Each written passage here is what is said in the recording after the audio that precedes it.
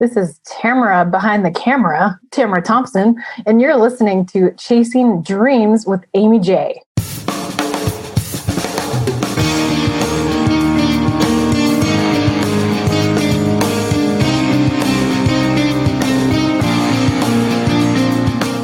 Welcome to Chasing Dreams podcast with Amy J. Amy believes that realizing a life without regrets is achieved by taking chances, chasing your dreams, making moves, and overcoming your doubts. The Chasing Dreams podcast will help you overcome life's obstacles, believe in your potential, and inspire you to face your fears. And now here's the woman who is passionately pursuing her dreams, Amy J.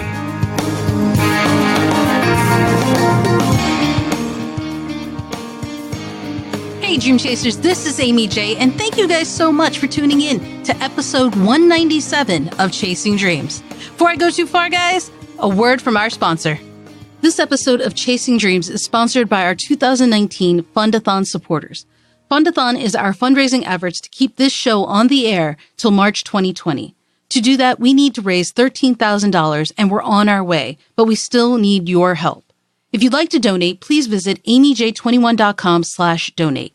And Dream Chasers, two things I want to remind you of, whether it's for us or another charity or cause you want to support. One, it's not the size of the donation that matters. So if you can't donate a lot, think nothing of it. Know that I appreciate the $12 donations just as much as the other donations, because I know that's your lunch money. That's your money to go see a movie or go out. So regardless of how much money you can give, your donation is important, and I thank you for your generosity.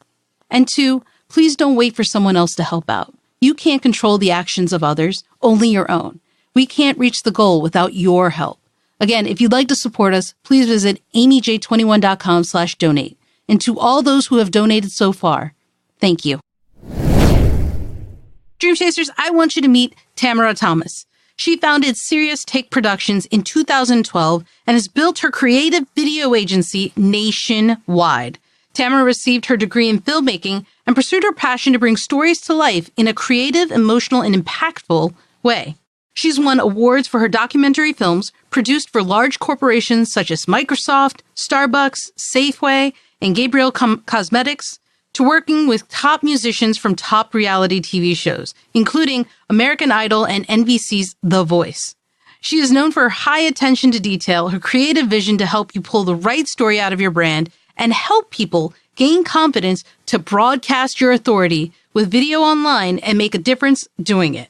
Tamara enjoys cultivating relationships in the entrepreneurial space to provide meaningful introductions to influencers who are in alignment of giving back. She lights up knowing each video her team has produced is meant to create a bigger impact and drive results by building rapport with your ideal clientele. And she is so busy, guys, that I'm just so grateful we had a few minutes to kind of chat. And we had a great conversation. I think one, you guys will get something from. So here it is. Tamara, thank you so much for coming onto the show. Oh, thank you so much for having me, Amy. I really appreciate it. You know, when we first met, it was a few moons ago, and we connected so quickly. And it's not even because we do different things. I podcasted, you do filming, but it was what related to me to you was your passion. And your belief, as soon as you heard what I was doing, talking to people who are chasing their dream, you're like, that is amazing. You should be doing that. That is fantastic. And I was like, wow, you really believe this. And when you told me a little bit about your story, I was like, well, no wonder. You're living it. And that's phenomenal. But was that always the case? Tamara, from, I don't know, teenage years, did you think you would be doing this? So, you know, what's interesting is, since I own a video production agency, I started off with it being myself, and actually video has been in my life since age 7 when my dad got a camcorder. And I started creating silly videos with my neighbor in middle school. We used to jump on the couch to like Bush's song Glycerine and Smashing Pumpkins and all that fun stuff. And so I started recording videos and music videos and just being fun and creative, and I never really saw it as something that I could turn into a career, because I always looked at it as a hobby, as the way most people see things. And a lot of people don't believe in the statement, turn your passion to profit, which it is doable. There's definitely ways to do it. You just need to find the strategy and find the process and the systems and put them in place. Sure. And and find the right mentors. And so video has always been there. I literally had started a YouTube channel in 2005 when it came out, and I was directing, little silly videos. I was becoming this silly YouTuber, because everyone didn't know what to do with YouTube at that point. That's when that's back when, people were still kind of figuring out what it was and if people were even going to use it. Yeah. So I was following some of the people I'm connected with today that have millions of followers. Some of them are clients. I was following iJustine, which she now is just killing it everywhere. Yeah. And so I started watching her stuff and I was like, well, she's doing fun, silly stuff and she's around my age. And I was like, okay, cool. So I just started doing stuff. And then I started building stuff. And then I had released this documentary and some other things like that. And I started releasing clips on my channel from some of these things that I had been producing.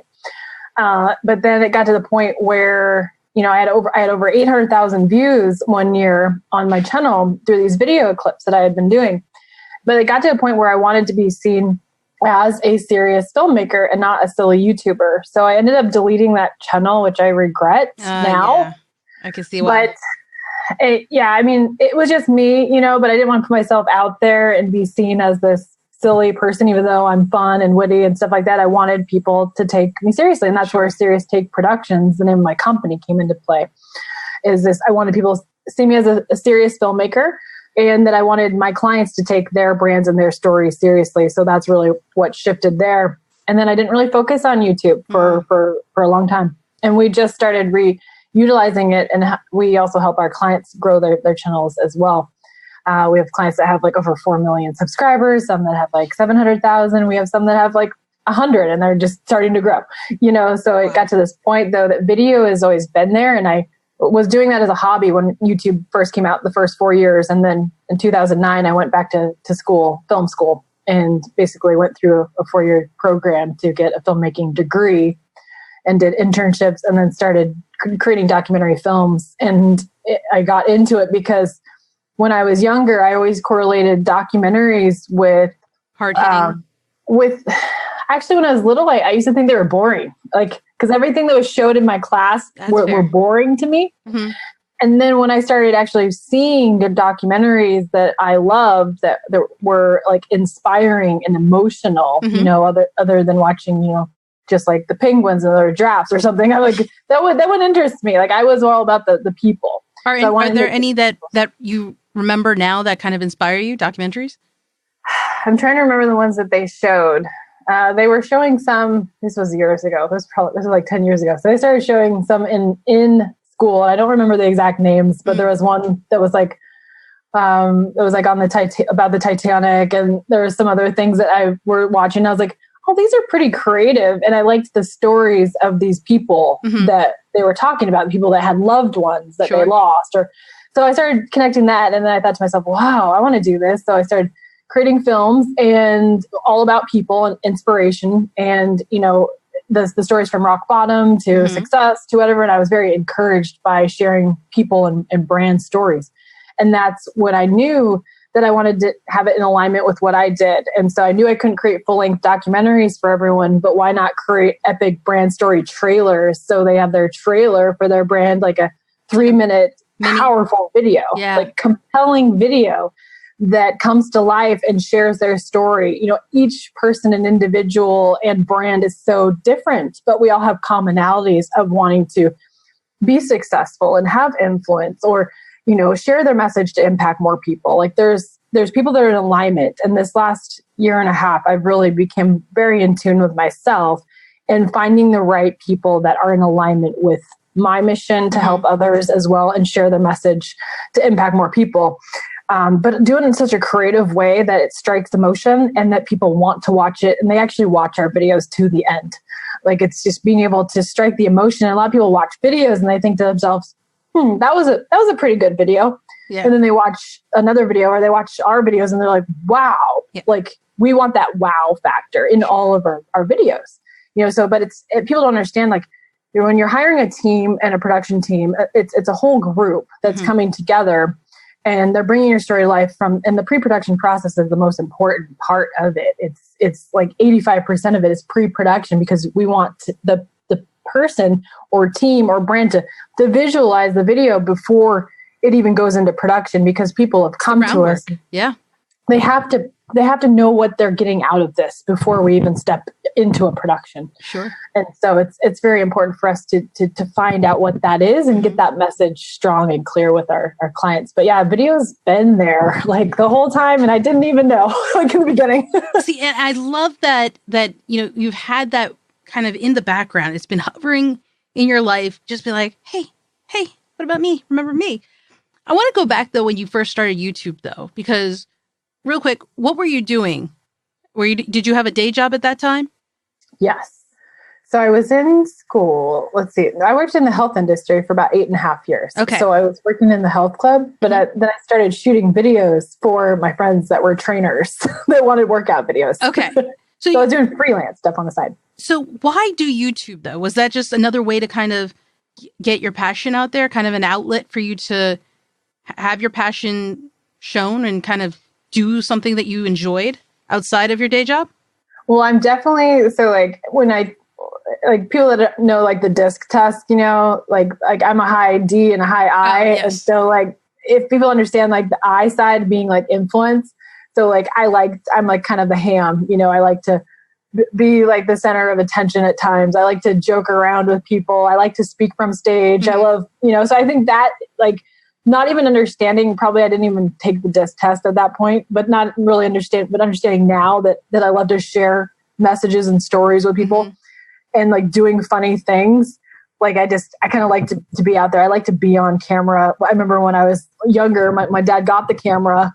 He was like, Tamara, like get out of the way. We're getting your baby brother. and I have like that little face. It's like, like that little pouty, like, It's like, when's it gonna be my turn, Daddy? Kind of thing. And so I've always kind of been that person, that kid. I was a single child, only child for about 7 years. So then my brother came in and tension was split. Yeah, it split. So I was like really spoiled for like the most part in the beginning, and then split, and then it's just my personality. So I think when YouTube came out, I wasn't, and I'm not really afraid of anything either, other than maybe like sharks, but, and spiders sometimes.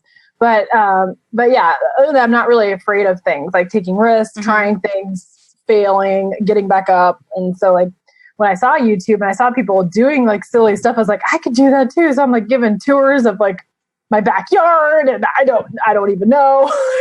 I'm like, it's my mom's birthday. I'm going to show everybody what's going on. I'm going to create a parody. I was like singing the Numa Numa song, like with my flip phone. I still have that video. I show it at my events and they're like, that girl's hilarious kind of thing. But silly stuff that I don't even know what I was doing. It sounds like, is it safe to say, it sounds like it was an outlet for you to enjoy something you loved and you were creative, and it was a way for you to express that. Is that fair to say? Definitely. Yeah. Because I'm definitely a creative. I definitely love music. Music is a huge part of what I did. I used to start with music videos in the beginning. Then I shifted to working with entrepreneurs because it got to be that point where not everyone, but if you didn't work with a music artist that had a budget, it got to be a little bit tight there, because if they weren't in the right mindset, a lot of they wanted they wanted everything for free, And so like once you've built a portfolio, you have to stand your ground if you're trying to run a business.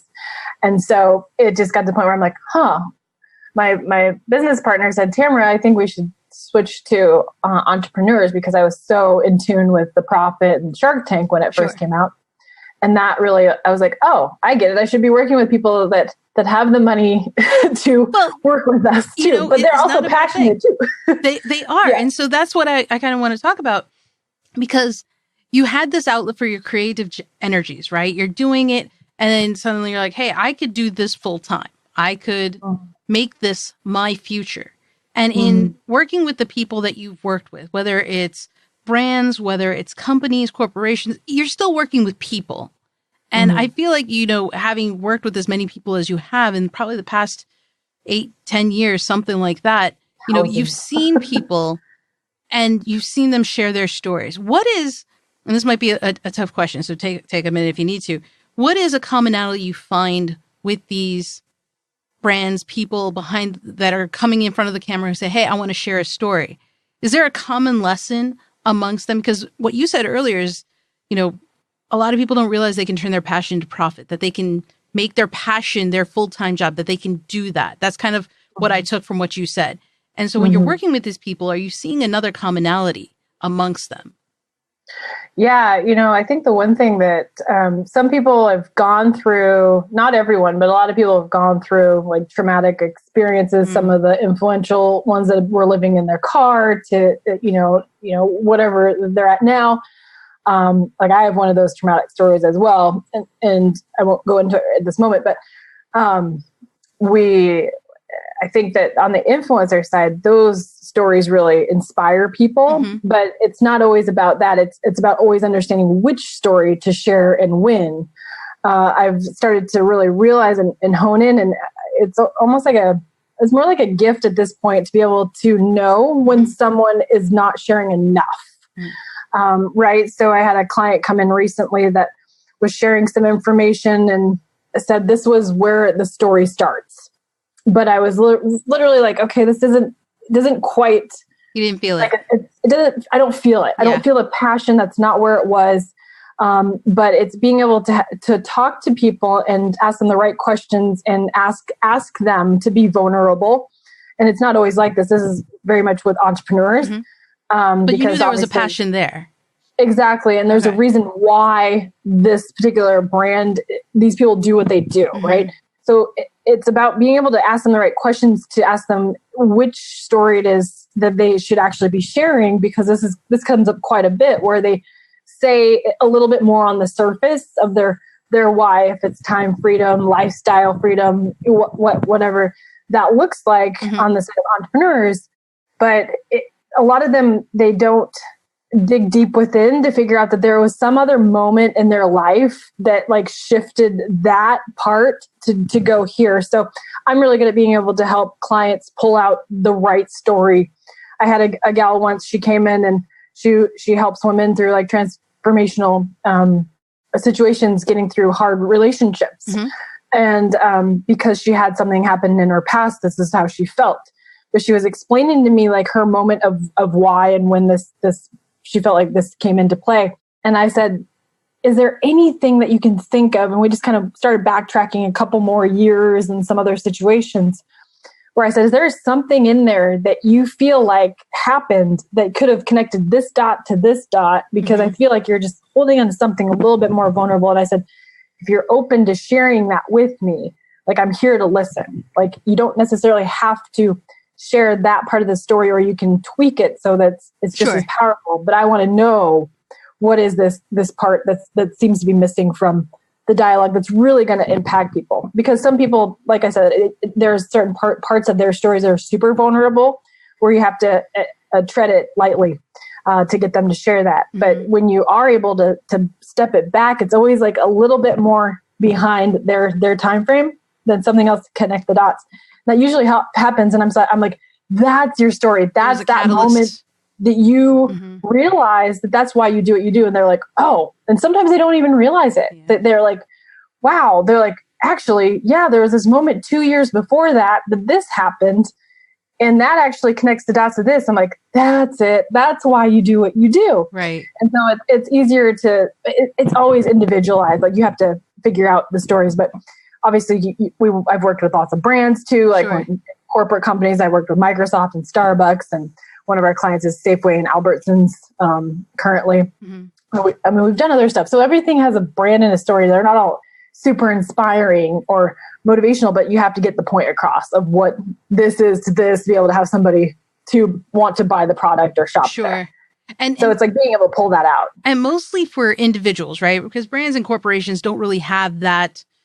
Some of them do have their origin story that's like rousing for whatever and we've reason. Connected with more of the organizations that have CEOs that put those values into place. Right, that founded it, right? So it ends up coming back to that individual. So when we talk about these individuals, one of the things that you said that I'm honing in on is the word vulnerable. Vulnerable and in, being able to share their truth, their story. And so... And it's not always vulnerability, but people have to understand that there's a moment in time that they've either let go of something or realized something, that this is why they do what they do, or they tack on something, a part of their brand. Maybe they're big on giving back. So in a brand or an industry, like with our events, we end up giving back to a specific foundation that we choose each year to give back, because we want to see other people succeed in entrepreneurship. Sure.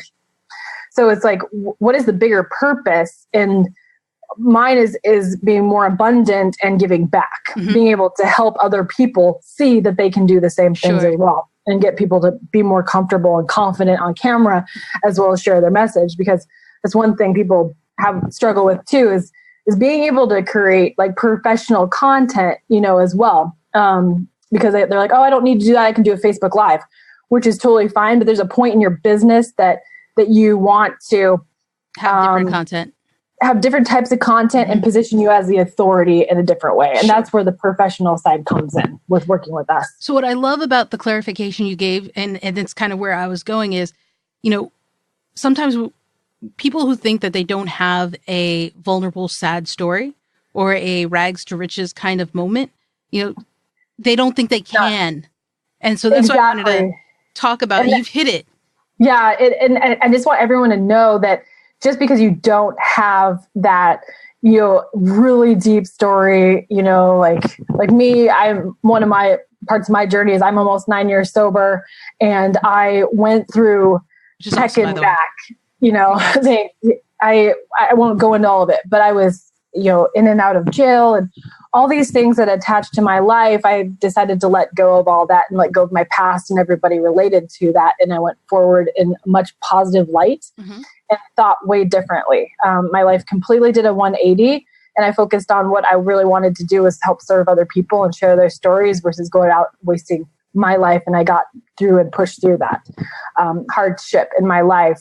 But that also made me super resilient. People are always asking me like, how'd you do that? Why'd you do that? What can I do? I'm like, well, I just asked, and then I was persistent, and then I followed up, and then I asked again, and then I took action, and then, like all these crazy things. But we just invested it also in a keynote speaker for my October event coming up this year. And it's Randy Zuckerberg from Facebook, the creator of Facebook Live herself, Mark Zuckerberg's sister. And that there's a lot of costs that come into hiring people to come out and building relationships with people. A lot of mentors that I want to be connected with, or other influential people, I will hire them because I want to be in their space and I see the value of connections. And so like, that's one of the things that I'm really passionate about, is just connecting people. But it's also that whole same thing back to video. You want to connect with people on video, and you just have to understand which story it is to share, because it doesn't have to be super deep, but it has to be straight to the point where people understand that you offer something that they want and they need and they desire, so and your personality shines through too. and so, guys, if you don't have that tough story where you went through the trenches, one, God bless you. Congratulations. That's great. We don't wish that upon you, but that also doesn't mean you can't share your story, right? It doesn't automatically cut you out. I think the thing that Tamara is talking about, which I love, is, there is a moment though for each of us where we have our truth in our story. Well, and the stories that come from there. So like, that was just one part of me that I took that. And then all of a sudden I took action on different things. And then I have other like crazy stories that it raises your level of, intellectual thoughts, as well as raising your business level, your revenue. My mind is just blown. When I figured out more about just tweaking my mindset, I had read the 4 Agreements when I first sobered up, and I just lived by that book forever.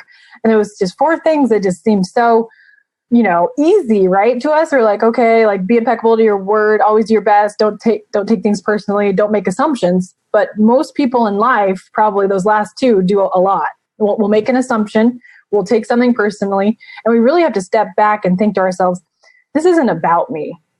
Whatever is going on here, we just took something personally based on somebody else's emotions or things that are going on in their life.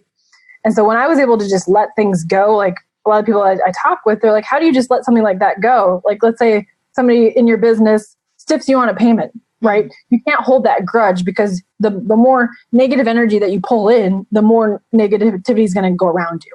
So being able to let go of situations and scenarios that happen in life be able to share those messages with people too, you start building, more, followers and connections and just thinking differently. So every time something occurs in my life, I've just been very grateful. Every morning I wake up and I'm grateful, and I write in my gratitude jar every morning, like what I'm grateful for that moment, what's going on that I'm grateful for.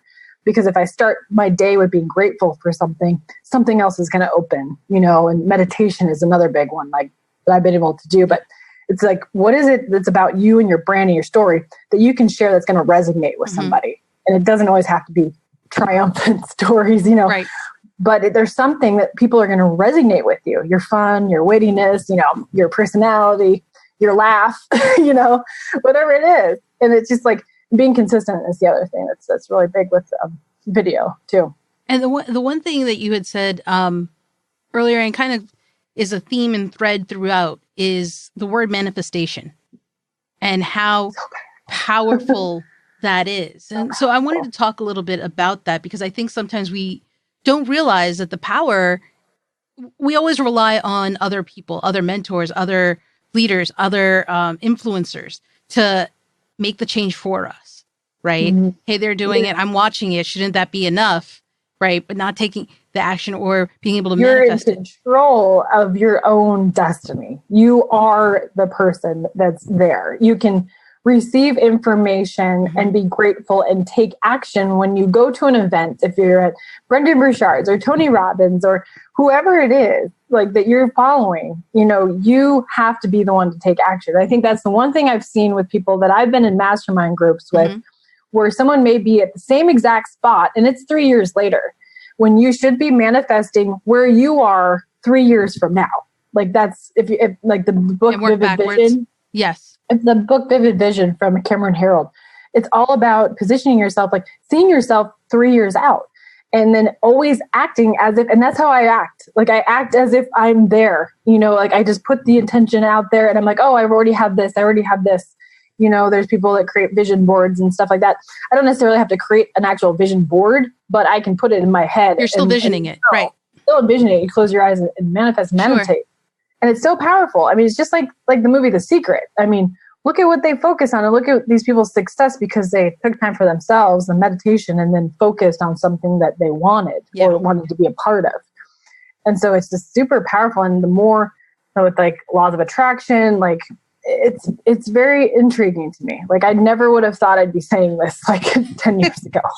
Never. If you look at it, right, and you're a living example of this, where you look at what The Secret has done, what all the influencers are sharing, right? They're all sharing the same underlying message that you see. And guys, just getting their books or having a bookshelf of stuff of that, or, watching their videos or being their follower isn't going to get it. I think the commonality and the thing that Tamara is sharing today is you have to, one, envision it, but then the other magic part, take action for it. And the third part, I think, to that too, is the connections and building relationships. So finding the right JV opportunities with businesses that are congruent with you. You don't ever want to look at things as like competition because there's so many people in the world. And you're going to attract people. And I think people get envious of things and other things go on.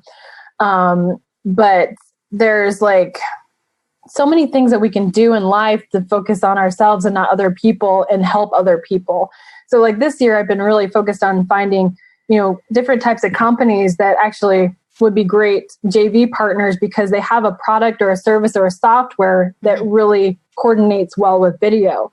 And they have the same values. And I have a conversation and I feel good about it. The intuition's there and it's good. Because I know in the past when I haven't listened to my intuition, I was like, that didn't feel right, but I'm going to go for it because they're connected to these people. And I think that might be good. And you're talking about the relationship. Your intuition about the relationship. Okay. Relationship part. So like always stick with your intuition. If you feel like something doesn't feel right, trust it. It's wonky. It's one thing that trust your intuition. Because I know I've tried things and I just thought that it would be good because they're might be connected to somebody I could connect with, but then it just goes the opposite direction. And not everyone's meant to be friends or collaborations or. But I love what you're saying though, because oftentimes we think, one, we have to compete with others. There's not enough room for more than one filmmaker, video production company. And the truth of the matter is there's room for everyone. There's room for everyone. And on top of that, the collaboration in that we think that we have to do this alone, when in fact, you go further when you work with others. Well, if you look at, if people haven't really paid attention to this, if you watch the opening credits of any movie, look and count how many production companies, entertainment companies, would count in the beginning credits, how many names pop up. And I would say there's at least 3 to 9 that come in there that's like produced by blah, blah, blah. Like this production company, this production, they're collaborating, they are hired together. It's not just one company, especially under the big ones. Like it just makes sense. And they're also a representation of a number of other people. Like look at the closing credits of any movie and you see how many people are involved. Yeah. Right? If you watched Avengers Endgame, you know how many people came together to put that magic together? A lot. A lot. But I love what you're right. There's room for everyone. You know, we each have our own story and it's a unique story, right? No two stories are the same, but there's still room for all the stories. Exactly. Yeah. So when you're working with these companies and you're sharing this, right? I love that you've grown past, and you've mentioned it here just slightly. I want to talk a little bit more about it and why you've done it. You're more than just your production company. You're putting a conference together. It's not your first. I think it's your second one. Second conference? Second one for this particular one. I've been holding events since 2015, but second this. What's the catalyst for now moving to putting events on? You know, I got really passionate about holding events in 2015, and we had put together an experience for speakers where we brought them together, and it was a real audience. They were teaching real content, and we were producing high quality speaker trailers and media kits to launch them as speakers. Wow. And so started that, and it was a huge success, and we still have that product. And then from there, it went into, I enjoyed speaking on the stage. I enjoy inspiring people and teaching individuals how to get more comfortable with all the way from the tech savvy parts to video, to the creative aspects, to doing it yourself, to working with a team, like all things video. Like I love to just talk about it. And so I started this whole movement over a year ago called Broadcast Your Authority, really focusing on broadcasting your authority with video through different platforms from Facebook, Instagram, YouTube. If you're creating online courses, like what that looks like and the structures of and knowing how to market it and who to connect with on the sides of marketing, if it's organic or if it's paid traffic, and building out that as well. And so we've really gotten into this like it's always about asking your clients and your audience what they want, because people put stuff out there and they just assume people want this.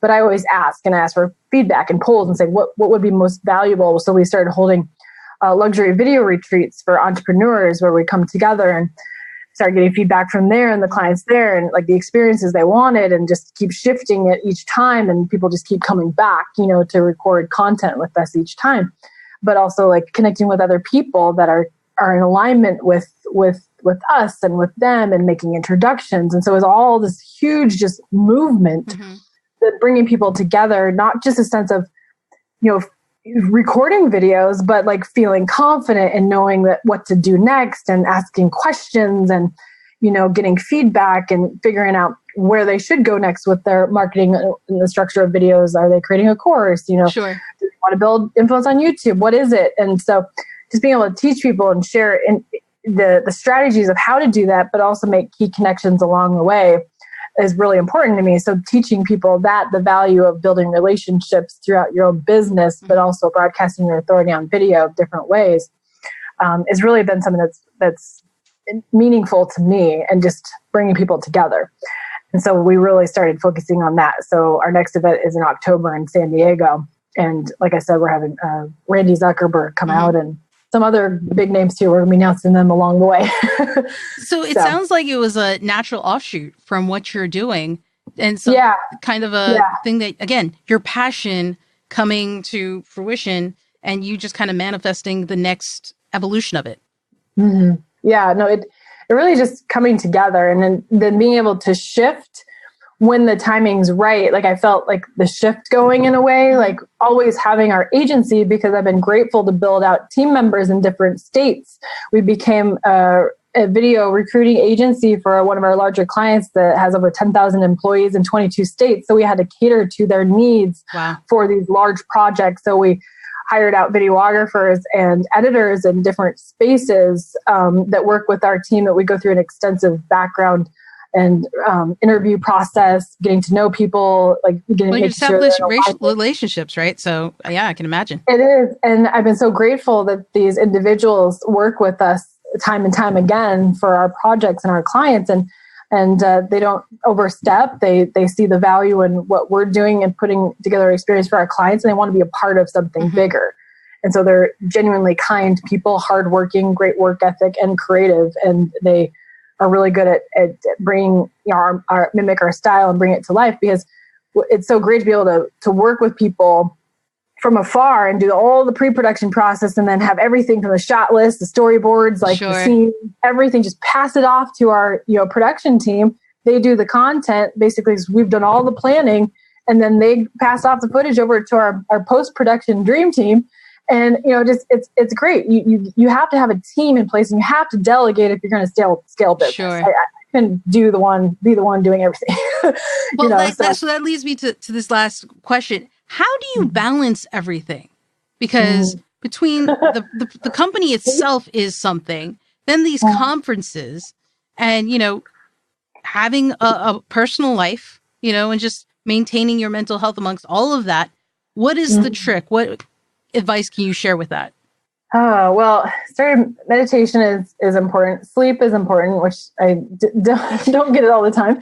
But I try to hike as much as I can. I actually had injured myself a couple of weeks ago, and then now I'm starting to feel better. So I feel like I can go hiking again. But yeah, just being able to get outside, take a walk. If you're having a day and you're just like you have to pause your life and take some time for yourself, even if it's a 30-minute walk, just do it, because I've been there. And there's days that I'm like, oh my gosh, I just didn't stop. I didn't stop for myself. Because you start going and your days just fly by, and then all of a sudden it's a new day, and there's a new day and a new day. Like, where is the time for yourself?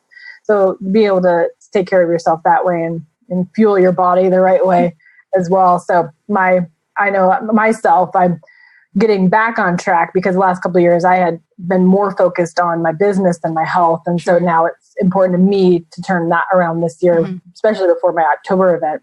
I always have the energy at my events, and that's totally fine, but I need to be on top of my game all the time. And the more that you're healthy within yourself and take time for yourself, the more that you see things happen, and your mind can open up so much better too. So I love what you said about taking a break, because I think, and I blame college. People make up excuses all the time. I blame college. I think, when you're in college, you're stressed and you feel like you have to do it. If you don't do it, you're never going to get past. The truth of the matter, though, is, right, if you take a break, you come back better than ever.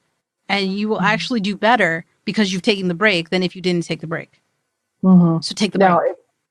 No, it's true. Even if you're thinking, oh my gosh, and many people make excuses, and I know everybody has families, some people have kids, you have pets to walk, everybody has that. Literally, if you have to do something for yourself, put it on your calendar, and you're 30-minute walk. Yeah. Block it out. If you have to block it out, just do it, and then just do it. And people and then when you're consistent with it, then you feel so much better in the long run. It's just about just doing it, because people just say they don't have enough time in the day, but honestly, you do. You really do. It's 24 hours in a day. You can take 30 minutes for yourself to feel better and healthier and release energy that maybe unwanted, Absolutely. Just don't surround yourself by that negativity, because it will. Gotta let go of that stuff. Gotta let it go. Gotta let it go. Gotta let it go. Tara, it comes in and goes out real quick.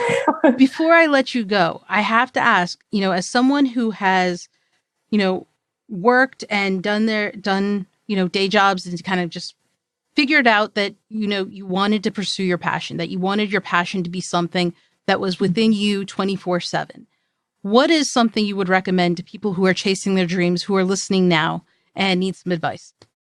I mean, I'm sure people have said this over and over again, but I mean, if there's something that's going on in your life and something ever gets in your way, just go after it anyways, find a way around it. Like example, like I was filming a documentary, and a few years ago, I drove from Seattle, Washington to Los Angeles. Yeah, I thought at the time it would be fun to take a road trip. Not a good idea. My car broke down on the middle of the Oregon and California border. And I had to be in Los Angeles by 8 a.m. to interview Michael Parrish Judell, the author of the Shark Tank books. And I could have just said, throw your hands up. Oh my gosh, I can't come. Right. And so instead I was like, my hose was like flaming, like I'm like coasting down to this exit where I'm like, okay, I just need, like the duct tape. Yeah. Right. The radiator. Oh, yes. That you would put in. Yes. Yeah. I'm like, I guess something just went wrong. Right. And then I get there and I'm like, I coast down. It's like steaming and I like turn the car off. I'm like, oh my gosh. So I go in there and they have one thing left. I'm like, awesome. And then I open it up and there's a hole slit right in the pump. And I'm like, oh, and then I'm like, okay, great. I'm like, release it. I'm like, just got to do something. So I called and I'm like, I got to call a tow truck, but then I had to find a hotel and then I had to find a rental car place and like all this stuff. So I did everything that I could do so that I could get to the next spot. So I'd have somewhere to go. They dropped my car off. The tow truck person took my car to the car shop for me. Took the hotel that was within walking distance to a rental car agency that opened at a certain time, which would continue my drive. So that we got in, at a certain time. And so we were there like 4 hours before we had to be, or 3 hours or something. How long was that drive? I don't even remember at this point. Yeah, I feel like it's more than 12 hours. It's more than a day. Yeah, no, I was trying to remember so it's like 12, it was like 12 hours to San Francisco. And then the additional, so somewhere in there, like depending on how the timing went, but listen. My thought though is like you found a way to get to where you need to be. Like if amazing. You have challenges and obstacles and hardships happen. Like, yes, I know things happen, death and other things too. Sure.